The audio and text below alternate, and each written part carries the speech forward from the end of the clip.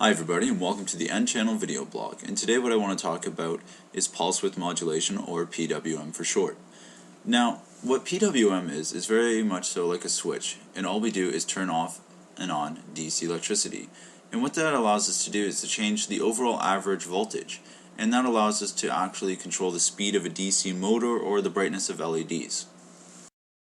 Now as we adjust the duty cycle, and duty cycle is just the actual amount, the time the circuit's on versus the time it's off, and it's always given as a percentage. So if you have a higher duty cycle, that means your output average for your DC electricity will be higher, and if you have a lower duty cycle, your average DC out will be lower. And that allows us to actually control the brightness of LEDs or the actual speed of a DC motor.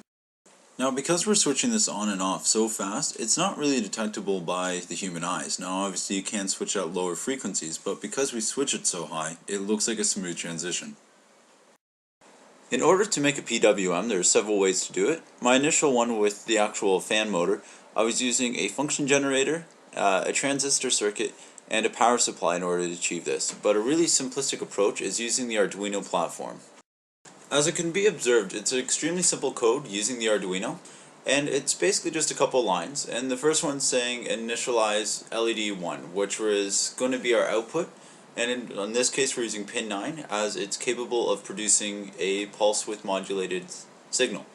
And we're going to have a sensor pin, and what that is an analog input which is going to read a voltage and translate that into a numeric number. And now the sensor value is going to be set by the actual sensor pin. And so that way we have a variable signal. And the way we're going to vary our actual analog signal is a potentiometer.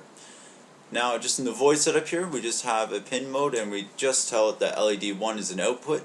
And in our loop, our sensor value is an analog read from our sensor pin. And we analog write our PWM into LED 1. And we divide it by 4, the actual sensor value, because this only puts out to the exponent 8, which is 256, where the analog read is actually 2 to the exponent 10, which is 1024. Don't forget to like, comment, share, and subscribe. Thanks for watching. Hope you have yourselves a great day.